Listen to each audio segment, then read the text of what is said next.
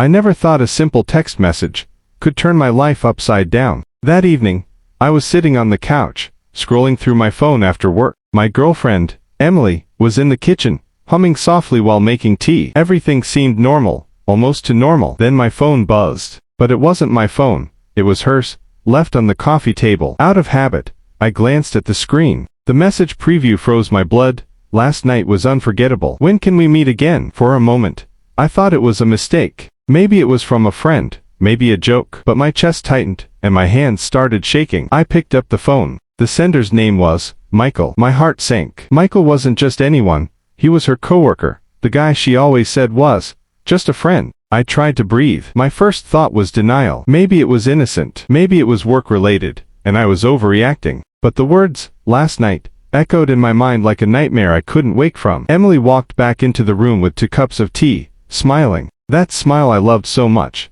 The smile that once made me feel safe, now it felt like a mask. I placed her phone back on the table, pretending I hadn't seen anything. My heart was pounding so loudly I thought she could hear it. I wanted to ask her right then, but I didn't. Instead, I stared at her, wondering how much of what we had was real, and how much of it was a lie. That night, while she slept peacefully beside me, I couldn't close my eyes. My mind kept replaying every late night at work she mentioned, every unexplained text, every sudden plan she canceled, and the puzzle pieces started fitting together in the worst possible way.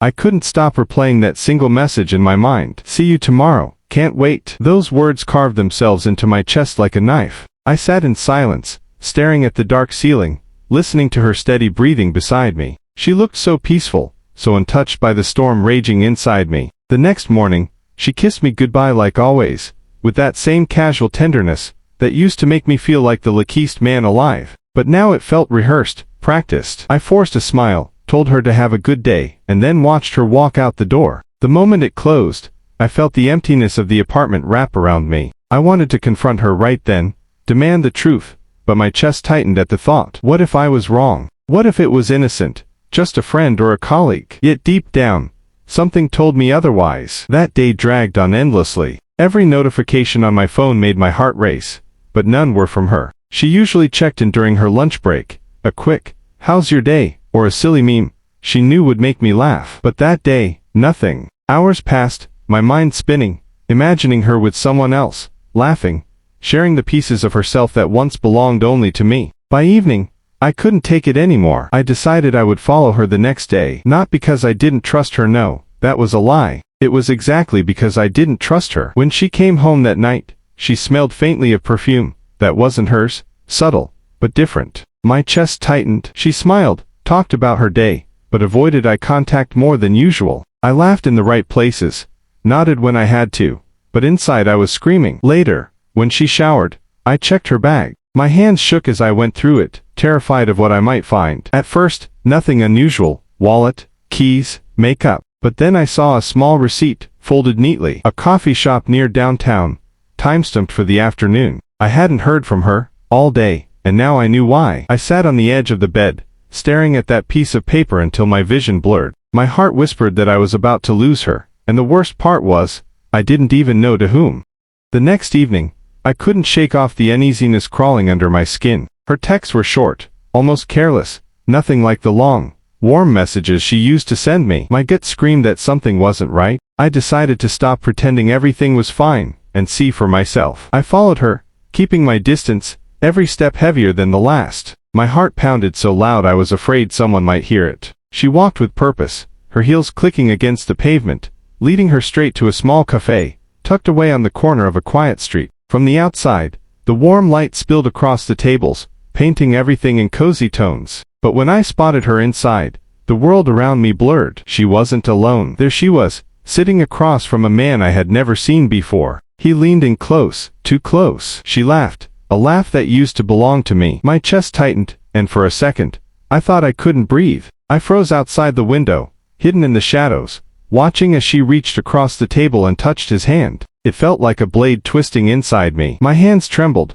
but I couldn't look away. A storm of thoughts crashed inside my head. Was this what I feared all along? Had she been slipping away from me piece by piece while I was too blind to see it? Every smile she gave him felt like a betrayal carved into my skin. Every second I stood there made me feel smaller, weaker, like I was losing her without a fight. I clenched my fists, fighting the urge to burst inside and demand answers. But I stayed frozen, torn between rage and heartbreak, staring at the woman I loved as if she were a stranger. I sat frozen, my breath caught in my throat as I watched her laugh with him. Every movement, every smile that once belonged only to me was now shared with a stranger. My chest burned, but I forced myself not to look away. I needed to see. I needed to know. The man leaned closer, his hand brushing hers across the table. She didn't pull back. Instead, she tilted her head, eyes glowing in a way I hadn't seen in weeks. That glow used to be mine. I clenched my fists under the table I was hiding behind, nails digging into my palms. My whole world was collapsing in front of me, and yet, I couldn't move. I couldn't storm in there, not yet. Part of me wanted to burst in and demand answers, but another part begged me to wait, to understand the full truth before I destroyed everything. Minutes felt like hours. My pulse hammered in my ears. I couldn't take it anymore. I slipped outside, gulping the cold night air like a drowning man. My thoughts spun out of control. Why her? Why me? What did I do wrong? But then a darker thought struck. Maybe this wasn't the first time. Maybe she had been lying for longer than I realized. Maybe I was nothing but a backup plan in her perfect little game. My hands trembled as I pulled out my phone. I opened our old pictures, scrolling through moments where her smile seemed so real. Now I questioned everything. Were those laughs genuine? Were her "I love yous" lies? I stood there, torn apart, when the cafe door opened. It was her. She stepped out, alone. She glanced around, as if making sure no one was watching, and pulled out her phone. A second later, he followed, keeping a few steps behind. Something inside me snapped. I couldn't just stand there anymore. I had to know the truth, even if it shattered me completely. I started walking toward her, every step heavier than the last.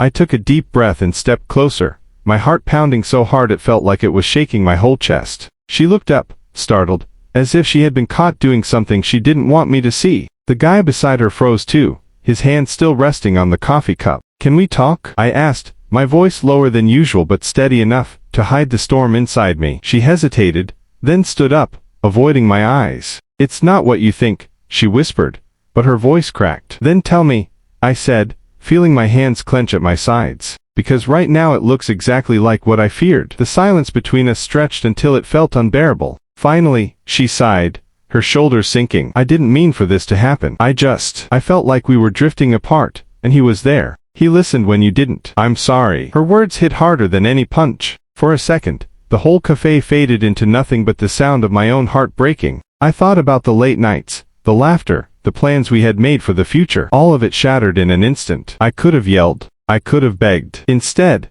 I just shook my head. "If you felt we were drifting apart, you should be talk to me, not him. That's what love is supposed to be." Her eyes welled with tears, but I didn't wait to see them fall. I turned and walked out, the weight of betrayal pressing on me with every step. The air outside felt colder than it had a moment ago, but at least it was real. As I stood there, staring at the city lights, I realized something.